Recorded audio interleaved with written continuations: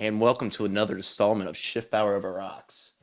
Today I have here a very dear friend of mine, Luke Bond. Paul, I'm honored to be here today. Thank you for inviting me. I'm happy to have you in. I know you're a very busy man with your schedule, and I know you're just leading your brokerage and sales here. I am. It's nice to be number one. You know what? I've been a rich man and I've been a poor man, and I choose rich every single time. No, I'm kidding. But look, it is thanks to my clients. All that they do for me. I know that I've gotten a lot of referrals and value-based business from that. So it's something I'm really appreciative of. Something I've definitely worked hard for. Nobody's given me anything, but it's definitely a good feeling to have. No, and I can definitely attest to that as well. You gotta build something bigger than yourself when you're in the entrepreneurial space in that regard. Yeah, no doubt about that. Now look, I've been here. We've been setting up this podcast for about 15, 20 minutes now. My glass is still empty. I'm gonna need a Pauly special. So what are we drinking today? We want some whiskey, or are we going to drink this very bougie vodka I have over here? Well, look, I'm kind of all about authenticity. Yes. And I know the Pauly special is something that's true and dear to your heart. So just give me a Pauly special. I don't even know what it is. Yeah, you might need a little mixer on top of it, just because I'm a 25-year-old who just drinks whiskey and scotch on the rocks. Yeah, I'm not sure if I can do all that.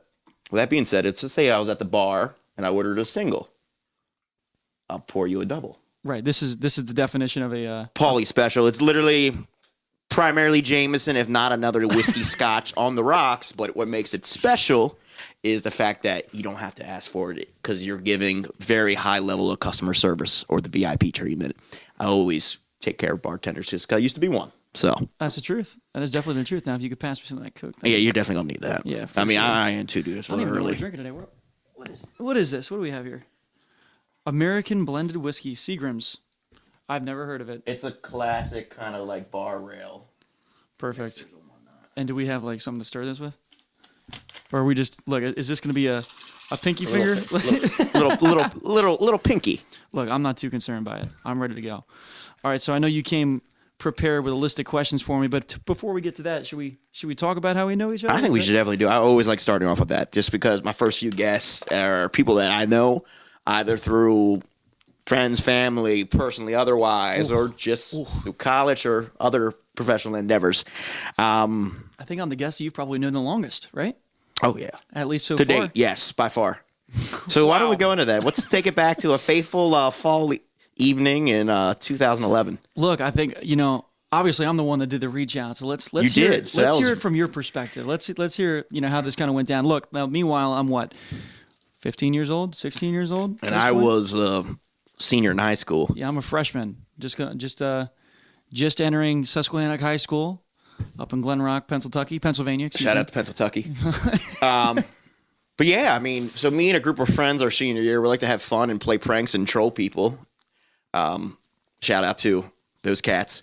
And we'd do a thing where we would release rap songs, and people thought we were serious, but we were literally trolling, and we would get people together, and that's the ESPN fantasy app. It's that time of year, ladies and gentlemen. I did not silence my cell phones before this feature presentation, so please forgive me. Yeah, let me double check.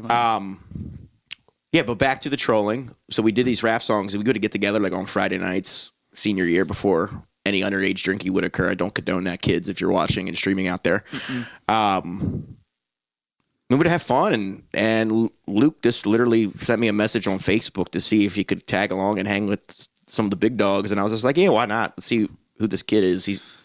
It's true. I saw what you guys were doing in the studio. I thought it was hysterical.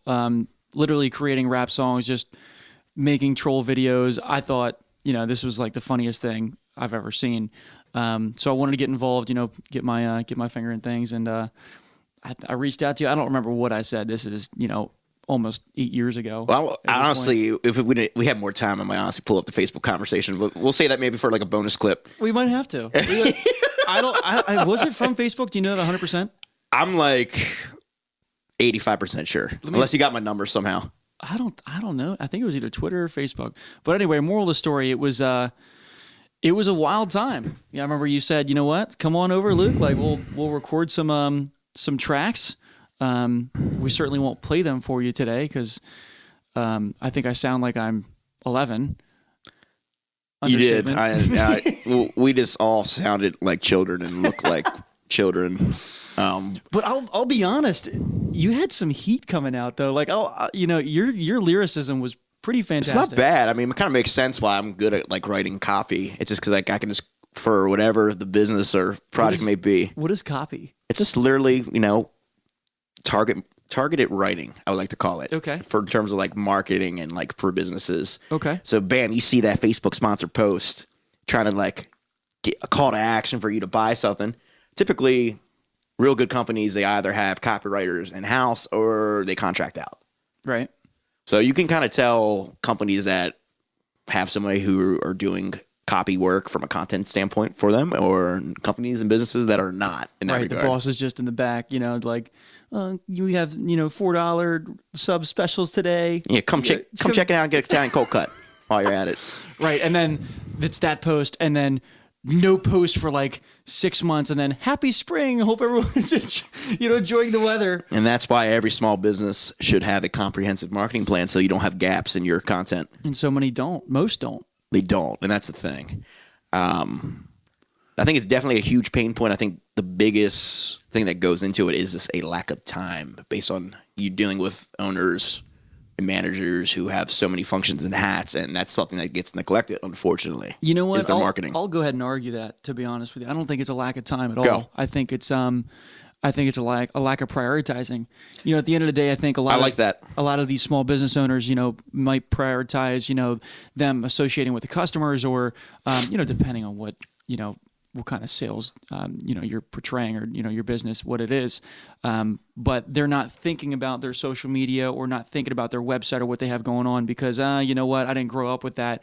That's a new generation when it's so vital, and we're going to dive into that, I know, pretty heavily today. We're going to talk about that, but they just don't care. It's not that they don't have time. They might leave the office at 5, 6 o'clock, whatever. You can't tell me you don't have time from 5 to 9 to work on your website or social media planning for a week or 2 weeks, and you could have a beautiful website. Oh, I 100% agree with you. And just case in point from a client standpoint. So I had one particular client, great guy, kind of had to break up with him just because I didn't want to renew the contract just based on the relationship professionally. Mm-hmm. It just was something where he didn't see it as a consulting relationship, more of just like, hey, just do this for me. I'm like, no, we got to meet at minimum like once a month for an hour. Do I know who you're talking about here?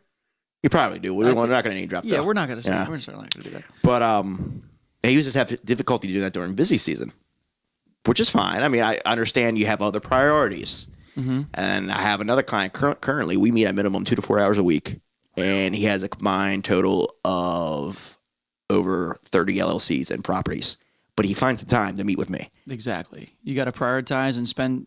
Well, I just left a meeting with my broker, Todd, and that's something we just talked about and discussed. Is you got to plan your day plan your week. At least that's what I do at the end of Sunday night every single week religiously. I sit down, spend about an hour and a half planning the duration of my week, and that's something that I would 100% prioritize. Is I'd like to spend at least 1 hour a day saying, okay, here's what I'm going to do today. Here's how I'm going to portray that on social media. Let everybody know what I'm doing, because we'll talk about this as well. But I think it's more about just producing content, not necessarily salesy content, but just content in general. Have people want to follow you, not because of what you do, but because of who you are as a brand, right? No, absolutely. And everyone's a brand. It's me and Lauren actually touched on this in the first podcast episode. It's just the fact that was this the third? Yeah, this will be the third. Okay. All right. So I'm excited. But a brand's very important. I mean, every person, regardless if you run your own business or not, is a brand. You are a brand when you apply to a 9-to-5 corporate position at McCormick Spice. So how do you present yourself on your resume when you go in there? Do you go in with enthusiasm, or you go in nervous and you don't feel valuable and you can't provide value for that company? Well, at the end of the day, even if you're unemployed, I think everything, this is, I think actually from Grant Cardone, but everything you do is sales. You know what I mean? If you see, big believer in that. This is something that's, kind of resonated with me for the last, I've heard this years ago. And I was like, nah, that's really not true. And then the more I've learned about it and kind of read the rest of the article that it was in, the more, like I said, it resonated.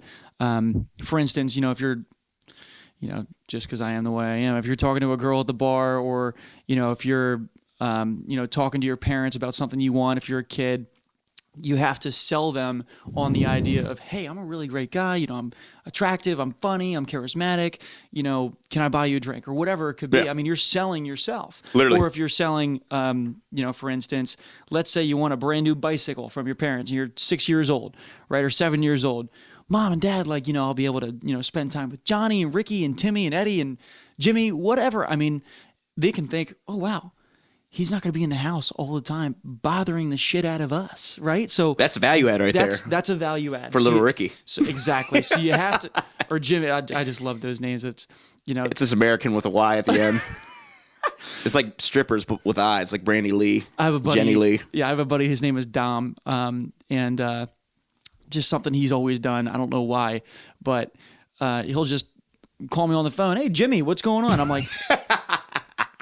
Jimmy who? And then it's, we've done it so much now to each other that I've started doing it to my other friends. I've got some friends, Cody and Demetrius, call them on the phone. Hey, Jimmy, Ricky, Timmy, what are you doing? Come over. What's good? What's up? It sounds ridiculous to people from the outside looking in, but after people spend, I don't know, a few hours with me, they're like, okay. That's just funny. That's who you are. I mean, it's I've definitely grown and adapted in more ways than one. Mm-hmm. No, I mean, you gotta grow. If not, you're not growing. You're just dying. Yeah, that's true. Not to be morbid here. That's Sorry. True. So did we even finish our intro? We just started. We just kind of went on a little tangent and monologue there, but just to bring it back full circle, Luke and I have known each other for years. He's a really great guy, and he's become this kick-ass realtor. It's true. So, with that being said, what made you get into real estate? Just tell me a little bit about that journey getting into where you are now. Wow. So this is a quite a bizarre story, actually. So right after high school me was a little on edge, a little out of control, did some things I probably shouldn't have, just because I was sporadic, didn't really have a plan. Anyway, so long story short, I was intending to attend Penn State York for 2 years and then go up to main campus, whatever. But that really wasn't a plan that I had visualized and said, okay, here's what I'm going to do. I'm going to 100% do this. I was just kind of flying by the seat of my pants. And then one day, it was middle of July, reality hit me. I'm like, wow, I just graduated. I've got school coming up in August, the end of August, whatever it was, and I've never even been to Penn State York. I don't even know where the campus is. I actually got lost on the way to orientation. Really? I had no idea where I was.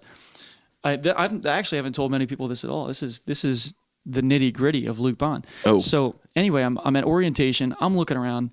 I'm like, what the fuck am I doing here? This sucks. Everyone here, has their head up their ass, and I just really don't want to be. And that's completely opinionated. And, I think college is great for people that have an idea on what they want to do. But I walked in and it just wasn't for me. It wasn't something I was interested in. And that's fine. Doing. I mean, here's the thing. You knew that. Right. And so I told my mom, I'm like, you know what? My dad had a successful janitorial company, cleaning and waxing floors, logistics. He also had a building company, construction company. So it's something I was like, you know what? I'll just work for him for a bit and take that over. And then he introduced me to one of his friends. His name was Todd. In the meantime, as I was working for him, I've actually known Todd a very, very long time, but I saw some of the things he was doing. He was rehabbing houses, and I was interested. I was like, oh, you know what? Let's get together. Let's meet. Let's see what's happening. Yeah. So I met with him. Long story short, and just had a conversation with him. And he asked me if I wanted to be his parking lot attendant to direct cars for one of the networking events he was having. I said, sure, why not? That's a hell of a way of getting your start with him. Oh, yeah, professionally. It was. Honestly. So I was parking cars. And did not know that. I speak a decent amount of Spanish, and a lot of the other parking lot helpers. Más o menos. Yeah, yo sé un poco. Actually, you don't have to say yo there. Yo means me or I. Say is already conjugated. We're going to have subtitles on this episode. Yeah, we certainly will. Anyway, so I was a high value person because I could speak 2 languages and communicate with the other parking lot attendants as to what was going on. Anyway, long story short, I left that day. Todd handed me a $100 bill. I'm like, man. Todd might be, kind of a guy to work with. So anyway, long story short, I met him later that week, and we had talked about how I get started. He told me to get my real estate license. That's something I did. I actually failed the test twice because it was a really difficult test. And I did not know that either. yeah, it's not an easy test. That'd be fun for you to highlight based on all your recent success. It was, well, I mean, how you studied for the test, it was a classroom environment. I've never excelled in classroom Like you environments. say, you just walked out of college, the orientation, you're just like, nah, Right. fuck I was this, like, I'm out. this is dumb. When it's really not dumb, I was just young and naive. But anyway, so I was 18 years old, got my real estate license, and I walked into the office. I'm like, okay, Todd, I'm ready. He said, great, go ahead. I said, all right. What? What's next? Like send them over. Like, let's, I'm ready to learn. So I didn't really realize that you have to garner your own leads and garner your own attention and build, like we've talked about earlier, build your brand and build your own business. So I started sending out postcards and started creating mailers and really creating that brand, creating that business, starting on social media and whatnot. And then things kind of just blossomed. I think my first 2 years were somewhat difficult because, you're 18, 19, 20 years old. People are like, well, who the hell is this guy? He wants to sell my house or help me, my son or my daughter buy a house. Like, that's, crazy. He lives with mommy and daddy. Not there. Right. So, over time, as I started being, more and more successful, it became exponentially easier. Success breeds success. So I kept working. I focused on investor clients, which is great because, help them find one house. They sell it with you, and then you find them another one. So it's repeat business. You don't have to go out and continuously find people that want to buy and sell houses. So long story short, that's how I got started in the real estate business. No, I love it. It's really interesting, too. That's a huge, people would say, almost like a threat in terms of your business is the fact that you're trying to break into an industry where over 80% of people can't go full-time or flunk out within 2 years. It's actually 90%. The attrition rate is crazy high. Wow. And the fact that you're starting at 18, 19 years old and been able to get past that hurdle, one, and two, become successful in your local market is a whole another gambit, which is very fascinating. I know there's over like 40,000 active licensees in the state of Maryland for like real estate agents, people who can just buy, sell, help you with those kind of transactions. What kind of value makes you unique in terms of what you bring to the table? Ideally with your target market in mind. Did you take Adderall or something this morning? You were hyper focused. No, you didn't even have your list in front of you, and you were just rattling off these talking points. I'm just like super focused all the time. I love it. Super focused. Don't do drugs, kids. What makes me different than someone else? Well, look, when I'm asked that question in a listing appointment, the easy answer to me is, look, I'm the one that's going to sell your house for the most money, the fastest. It's that simple. Because that's ultimately what sellers care about. That's it. They don't give a shit about the marketing that you do or the whatever. What's the bottom line? It's the bottom line. That's right. That's all they care about. They want the most money in their pocket. If the marketing gets you there for the sale, who cares? Right. Just show it. If they ask me questions about how I'm going to do that, certainly I'll dive into that and I'll say, look, we do 3D Matterport technology, we do professional photography, staging, all that kind of stuff. But as far as ultimately, like you said, the bottom line is we're going to sell it the quickest, we're going to sell it the fastest. Obviously that's, repetitive, but we're going to sell it for the most money. And that's what's, obviously the most important to the sellers. Yeah, and you don't have to actually disclose a figure if there is a figure, but do you have some kind of close rate percentage or like average days on market that you advocate to sellers? Yeah, actually, so it's basically like Zillow for realtors. It's called Bright MLS is what we put, all our sales and all that kind of stuff in, and all our listings. There's a box where you can click and it says like, your average, sale price to, average close price to list price, blah, blah, blah. I don't know it off the top of my head. I think it's 99%. It's close up there. This for the seller side, for the buy side. So you want that to be close to as close to 100 as possible. Cause I like to sell things quick, right? I mean, that's, it makes you look better and it, more importantly, keeps the clients happy. Well, that's actually how you get the most money, believe it or not. Because when you have a situation where if something's worth $430,000, I'm going to say list it for $429,900. It's that simple. Well, people might say, "Oh, we'll list it for $440 or $450 or $445." That's great, and that's some strategies that other people use. I don't recommend it. Because of appraisal issues, just in case, right? It might not appraise. And you're being conservative in that regard too, which is smart on your end, and then more importantly, the client's end at the end of the day. Well, especially in Baltimore County and Howard County, where we live, or where I live, the market's pretty hot. So what's happening is people are seeing, oh man, this is listed at 430,000. They're looking at comparable properties are listed at 440, 445, because most people do that. They want to list a little bit above and then get a little bit less. So they say, wow, let's go check this out. And then they call me on the phone. Hey, we love the house. What's your activity like? Well, we have a lot of people coming because everybody's thinking the same thing. They're like, wow, this thing's, underpriced. What's going on? So pricing is a big That's why it sells for the most money, right? Because people say, wow, I don't want to lose this thing. Let's give them 430, right? I can't tell you how many times it's happened. It's great though. Yeah, that's the idea. That's the idea. So that's something that makes me different too. I like to always recommend doing that versus, trying to get more money for it. I mean, obviously I'm commission based, so the more money that's in my pocket. But that's ultimately, that's not what matters to me is, I'd rather sell it for a little bit less money, right? Have you happy with me? Leave a 5-star review. Tell your friends about how great I am. Bingo. And then I sell something else and I made $5,000. It's a win-win for everybody involved in that regard. You're running your business in a very successful fashion. Is that Coke? Just Coke? Coca-Cola and a little more Seagrams. Oh, is it? So this is a little second one for this podcast. This is I know it's it's strong. That's all. I'm riding with this, and then I have a client meeting later. So okay, got to behave, and you should not drink and drive. So absolutely not. Be very safe out there, everybody. Plus, they're not going to know this, but it's like 2:15. It's 5 o'clock somewhere on a Tuesday. It's 5 o'clock somewhere. That's all I say. It's just I literally live like a Mad Men adaptation. You know what? Somebody's got to do it. It's fun. You know what I'm saying? Work hard. You know what? I'll argue that too. So this is something that I'm actually going to make an Instagram video probably before this even comes out. Instagram, maybe IGTV. I haven't done one of those yet. We'll reshare it once it does. Yeah, I appreciate that. So something that's, changed my life and changed my business is not necessarily working hard and busting your ass. I mean, I certainly do. But something that's more effective is just working smart. So a lot of people don't do this, especially a lot of small business owners. I'm sure you run into this all the time. They don't, at the end of the week or the end of the month or, even, the end of a quarter, maybe the end of the year. I hope it's not that long. But they're not looking at their business and saying, okay, here's where I gain most of my business. Here's where I'm losing money out. They're not analyzing trends and potentially like correlations and missed opportunities and gaps. So what I did yesterday was just that. I analyzed my business. I like to do it, every couple of weeks at least, find out what's working, then double down on what is working and stop altogether, maybe potentially, or at least the waste. Right. Exactly. Eliminate the waste. So I was talking to my broker. I'm like, look, I've been doing direct mail for almost a year now, and I've only garnered a couple of leads from it.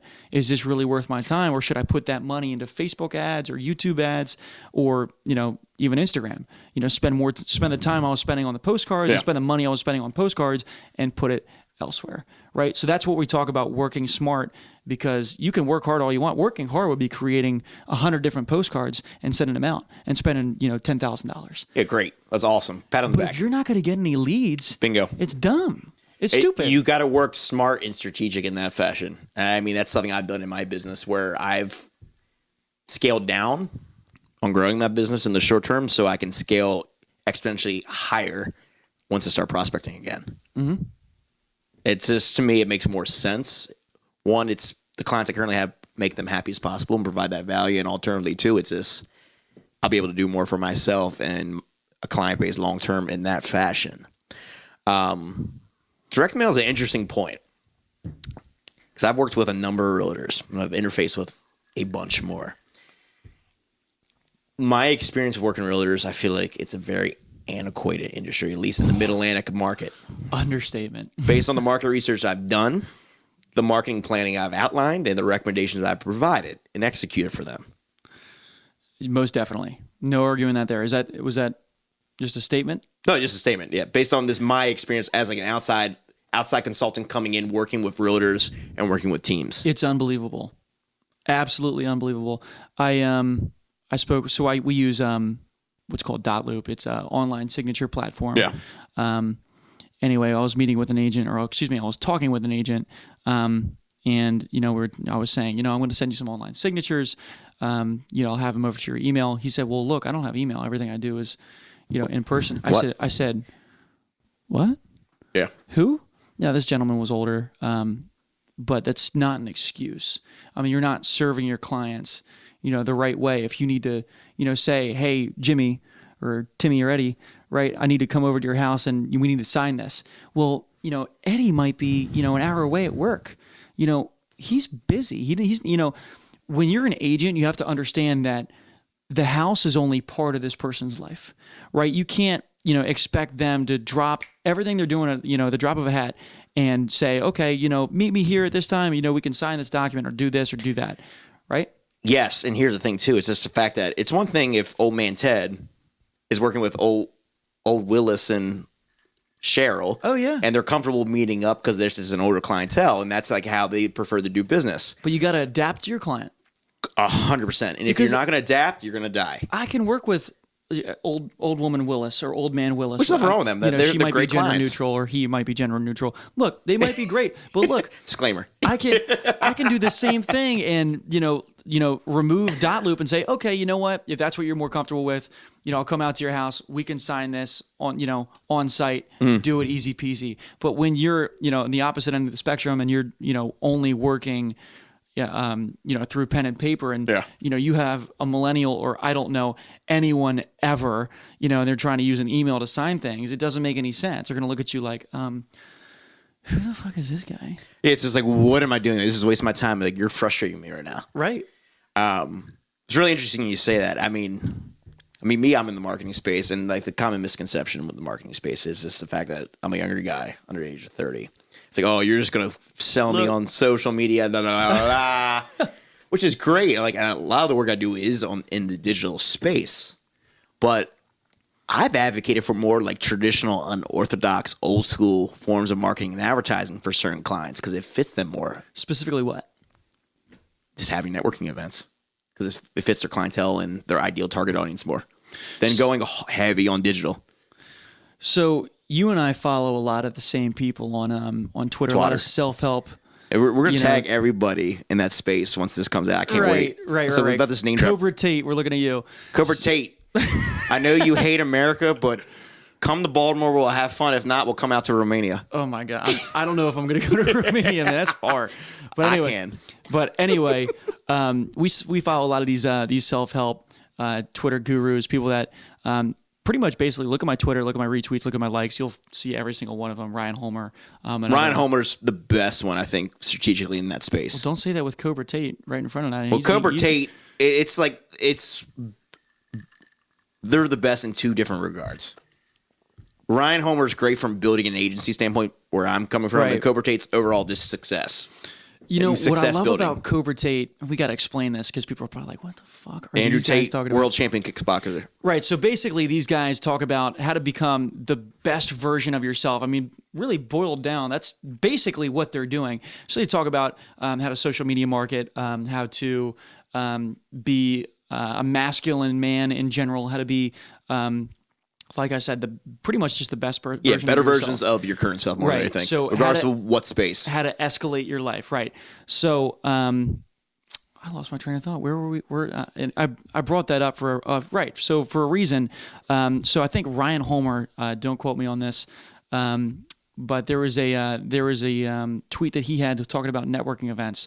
That high value people don't go to networking events because they have better things to do with their time. Well, he's not wrong. And I don't necessarily disagree with that, but I think, for a small business owner, it's definitely not a terrible idea to even, have one or at least attend one because, at the end of the day, there are people that can still invest in your business or go to your business. Do I necessarily think that, multimillionaires are going there? Probably not. No. Probably not. Mm-hmm.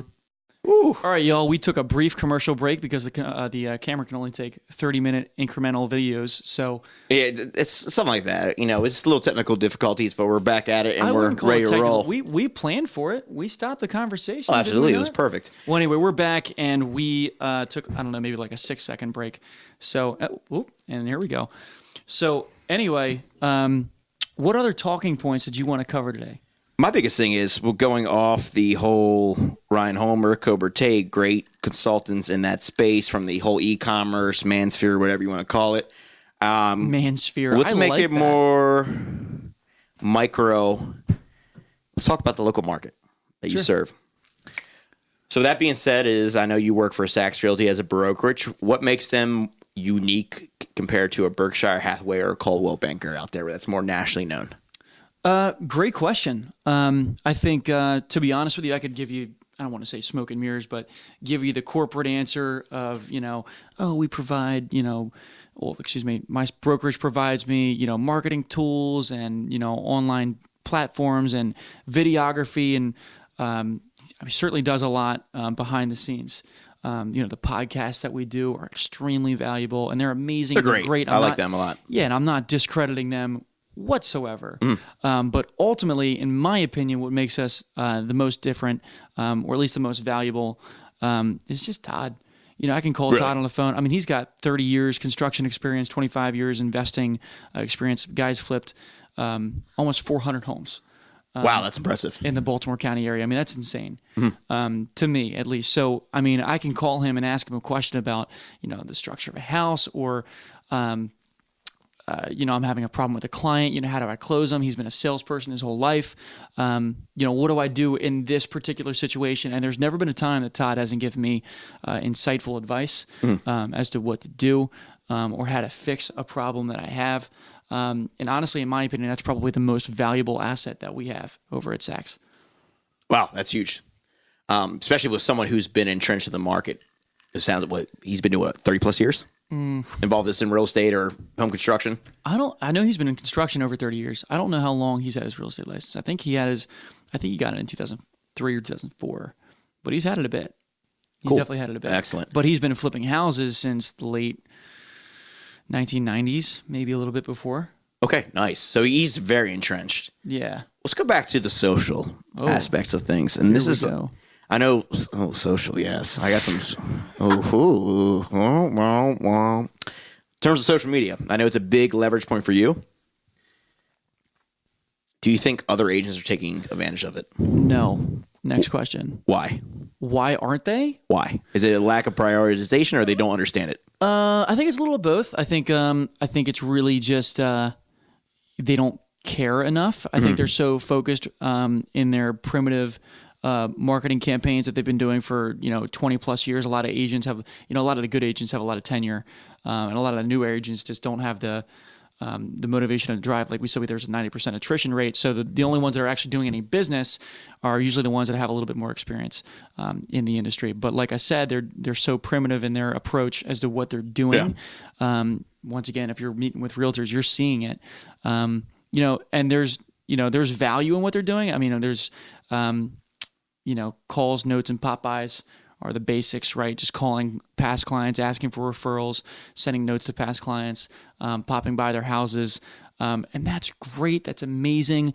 But there is so much untapped potential in social media that if you're not utilizing, you're just going to fall behind. It's as simple as that. Yeah. So, I mean, I keep saying this as a trend of this podcast, but adapt or die in that regard. But it takes effort. It takes time. I mean, my goal every single day is to post 5 times a day in some form or fashion, whether it's an Instagram story. I coincide that regardless if you're a real estate agent or not. It doesn't matter what business you have. You should post across platforms at minimum 5 times a day. And you know what? Like I said earlier in the episode, it doesn't have to be all about your business. It doesn't have to be. No, it should not be. It really shouldn't be. In fact, max should be 1 or 2 about your business. Correct. I agree with you on that. It should be like, for instance, I went to the gym yesterday. Once again, this will be 2 weeks behind. So if you guys remember this, I went to the gym yesterday and it was raining. It was raining, and I rode my bike. I rode my street bike. This new bike that you got, I love it. And yesterday was Labor Day, so I just rode my bike all the way to the gym, and it was pouring down rain. I finally get there, and the gym is closed for Labor Day. Now, I thought it was funny. I thought it was a little comical. I just like to show people what I'm doing, what's happening in my day. So I took a video, posted it online, and I get a whole bunch of replies. Haha, you're an idiot. And granted, probably should have looked it up. I forgot it was Labor Day because I'm working every day. But I did have a couple of restaurants yesterday. I literally called them up to see because I wanted just some good seafood. Right. I bounced around. Yep, I should have definitely called. But either way, you post things like that. Say, here's what I'm doing today. I bought a steak dinner. Take a picture of your steak. Whatever. It doesn't have to be, oh, I'm Luke and I sell real estate. Here's a house I sold. Here's another house I sold. Here's a picture of a house I sold.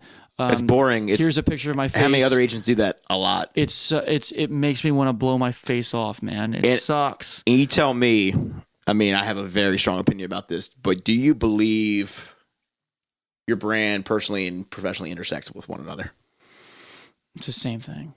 I agree with you. I don't put words in thing. your mouth, but I 100% agree with you. I've got like 4 nicknames, dude. Luke the Realtor, Street Bike Bond. I love the Street Bike Bond. I mean, one. it's like, you become the person that encompasses who you are, obviously, but through your business, right? I mean, especially if you own a small business. It's once again, this is kind of a podcast that's kind of direct. I don't want to say directed at small businesses, but we're certainly talking about it and giving advice to small businesses. But if you're just a person that works on 9 to 5, that's great. You don't really have to focus on personal branding necessarily. No, it's not a priority. Likely. It's definitely fun, when people snap you and they say, "Oh, different city every week." Picture the steering wheel. That's something that's. Oh yeah, those branding elements hurt. Fantastic. I mean, I get a lot of. I don't even talk about it on my Instagram because I try to keep it as professional as I can. But you mix the personal stuff in. That might change a little bit. But Jeremy's girl. Let's talk about Jeremy's girl. I have a few not euphemisms like that, but not like Jeremy's girl, but little things like the Paulie special. The Paulie special, right? Let's get this bread that I just kind of stole and ran with. So I have a friend. His name is Jeremy. He's just an asshole. So I like to fuck around with him a little bit. And I'll say I'm going out to take Jeremy's girl out tonight. And it's to be a picture of some random girl that you might just be just friends with. A lot of times, they don't even know who Jeremy is. That's the funniest part. Like there'll be like some girl like I met at Towson Green Turtle, and it'll be like, me and Jeremy's girl hanging out like a selfie. I've taken pictures with moms. Jeremy's girl. Literally moms at High Tops. That is the weight, by the way, if you're looking for moms. High Tops, Friday night. Easy peasy, lemon squeezy. I say it's Backstage Grill. We're going to tag you in this. You just go there. Obviously, I mean, I'm not going to teach you how to pick up girls, but that's for the secondary episode. Yeah, 100%. You got to play premium for it. But I mean, once again, it's just a branding element that I've kind of brought in that people will say, "Oh, what's Jeremy's girl up to this weekend?" And it's something that I've kind of just taken off and run with because I think it's funny. Jeremy, he's a great sport. He thinks it's funny too. Thank God. But it's part of, like I said, it's part of my brand. People come up to me and talk to me about it. I have several DMs, I'm sure, unopened right now talking about Jeremy's girl, different city every week. But it's something that people remember you by. People say Jeremy's girl and they know, you're talking about, Well, it keeps you top of mind with them. Sorry? You're top of mind with them. Exactly. Even if they think it's funny right now, it's just like, they get to know you through your social media posts, as shallow as it sounds, but it's a very real thing in 2019. But when they need to come to buy a house in 2 to 3 years, they're more likely going to go with you. Exactly. And unless they got their brother who's a real estate agent, they're going to call Luke Bond up. Well, you know what a lot of it is this is going to sound ridiculous. I've only got like 5,400 followers or something, but I get so much social media interaction from people that I have no idea. I've had very similar experience, and it's very odd. I've been noticed in public, like, you're Paul, you're a young marketer. I'm like, you're Paul Schiffbauer. I'm like, yeah, it's nice to meet you, Nate. Because I just recognize, I look on their profiles after a while just because they interacted with me so much. Yeah. Like, I just don't know who you are, but I know you're in my market. So, dude, I guess sometimes people hit me up or they see me out in public. They're like, oh, what's going on, Luke? No idea. You got to be friendly with it, though, because it pays dividends. I mean, look, I appreciate it. It's not something I'm discounting. But it's a little bizarre from time to time. It makes I can imagine, yeah. Especially, in the Baltimore County, Howard County areas, I feel like a little bit of a local celebrity, which is, honestly ideal if you're going to be selling houses because you want everyone to know who you are so that you want to use you. But it's definitely gotten less weird as time has gone on and I've become and garnered more and more attention. But it's definitely funny and eventful every time it does happen, and then, so like anytime I'm with anyone that meets me for the first time or like hangs out with me for the first time. And, we go out in public together and they see this happening, it's like normal for me at this point. And they're like, who is that? And I'll say, I have no idea. No, it's just like, hey, I barely know you. And they you might like my post on Instagram. I don't know you at all. They look at me like I have 6 heads. They're like, you just talked to some guy just came up to you and talked to you. Girls love it, by the way. Oh no, because it shows that you're somebody. Exactly. Not to be like, it's just the fact that like, why is this person talking to me right now? It's just like you are something more than just the average Joe at the bar all of a sudden. Exactly. From a personal context, that's very real. You're a people person and people gravitate towards you because whatever you do, it's just like you look like somebody they need to talk to. I've got a buddy. His name is Cliff. I'll tag him in this too. Big black guy. Guy's like 6 foot. I think I met him once at the Green Turtle. Nicest guy you'll Cliff ever is a meet. good guy. He is a good guy. So he's like 6'5". Not that this matters, but like 260, 270 minimum. Played football at Coastal Carolina. Nicest guy in the world, and we're pretty close. And this dude, I aspire to be to this level. He can't walk through Towson Green Turtle, which is just a local bar, and he can't walk through Towson Green Turtle, like just the bottom floor, without having minimum 10 people come up to him. No exaggeration. Hey, Cliff, what's going on? What are you up to? Hey, CJ, that's his other nickname. And it's just incredible to watch. I mean, Cliff has built a brand that he probably doesn't even recognize. Which is funny, because I have a friend, Allie, is very similar in York, Pennsylvania. Yeah, it's definitely comedic to watch, but it's something I can appreciate because, that's something I aspire to be like. Because, I mean, the more people that know who I am and know my business, the more money I'm going to make. Yeah, long term. It's just, to me, it's always a long game thing. Like, to me, this podcast, I did it and started generally because I wanted to. I think it's fun. It is fun. And I love to bring people in and they can plug their businesses and talk about themselves. And generally, right now, the first couple episodes are people that I know. It's just brand awareness. Long term, to me, it's not even a lead gen thing for me. It's the fact that, just getting awesome people, what they're doing out there. And then if I'm some kind of vehicle for it, by all means, let's do it. Well, I 100% agree with that. I think YouTube is another prime example.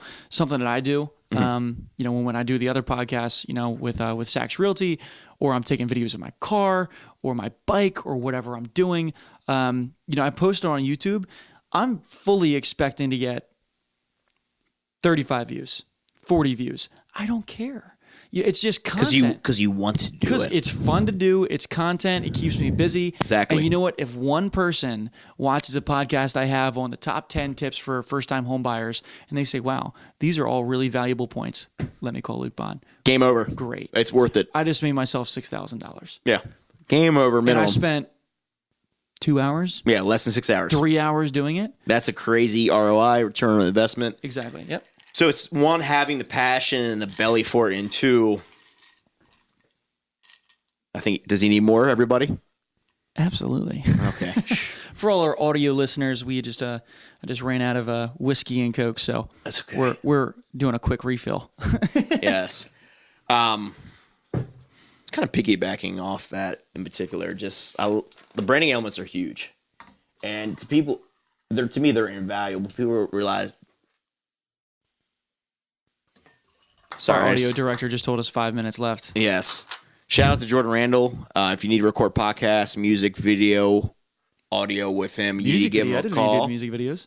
Well, in terms of audio, yeah, he can mix and master that. He's a really great person. This is a free plug just because he's a great dude.